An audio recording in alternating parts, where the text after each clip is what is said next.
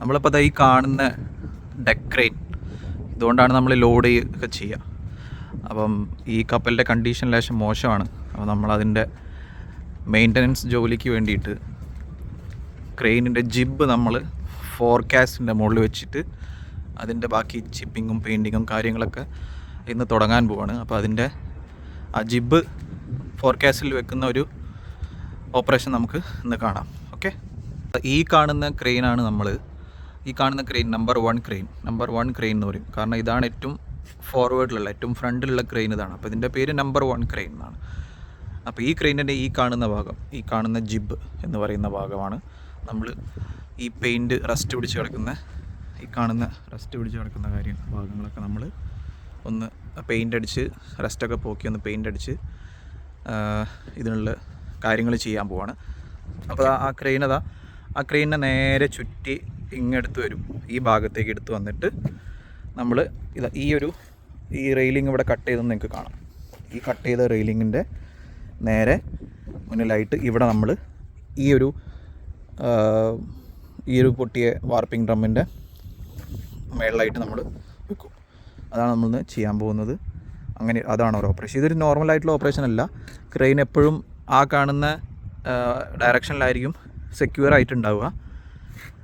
ക്രെയിനിൻ്റെ ലിമിറ്റെല്ലാം ഒഴിവാക്കി, അതായത് safety limits ഉണ്ടാവും. ഇത്രയേ ഹോയിസ്റ്റിംഗ് പാടുള്ളൂ, ഇത്രയേ ലഫിംഗ് പാടുള്ളൂ, അങ്ങനെ ലിമിറ്റ്സ് എല്ലാം ഒഴിവാക്കിക്കൊണ്ടുള്ള ഒരു ഓപ്പറേഷനാണ് ചെയ്യാൻ പോകുന്നത്.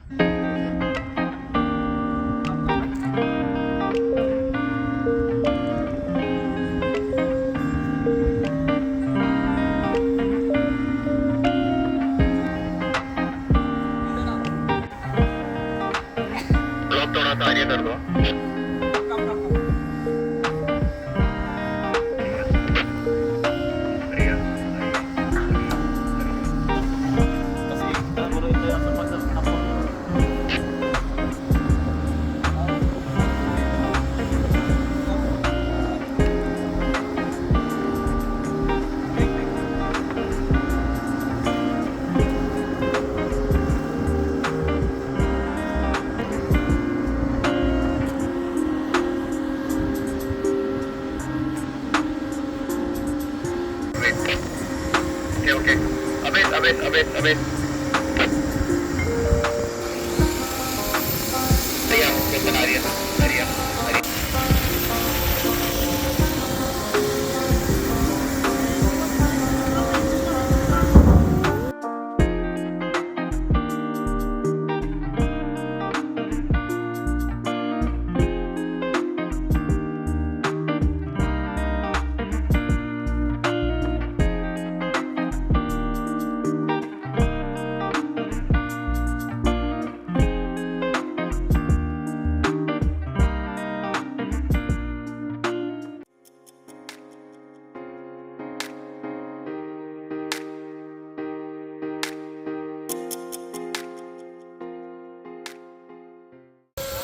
ഈ കാണുന്ന റെസ്റ്റും കാര്യങ്ങളാണ് നമ്മൾ ഇപ്പോൾ ഒന്ന് ചിപ്പും പെയിൻറ്റിങ്ങൊക്കെ ചെയ്ത് റെസ്റ്റൊക്കെ പോക്കി ജിപ്പിനെ കുട്ടപ്പനാക്കാൻ പോകും. ഇവിടെ ഒരു ഭാഗം ഓൾറെഡി ചെയ്ത് വെച്ചത് കണ്ടോ, അത് നമ്മൾ ഓൾറെഡി ചെയ്തതാണ്.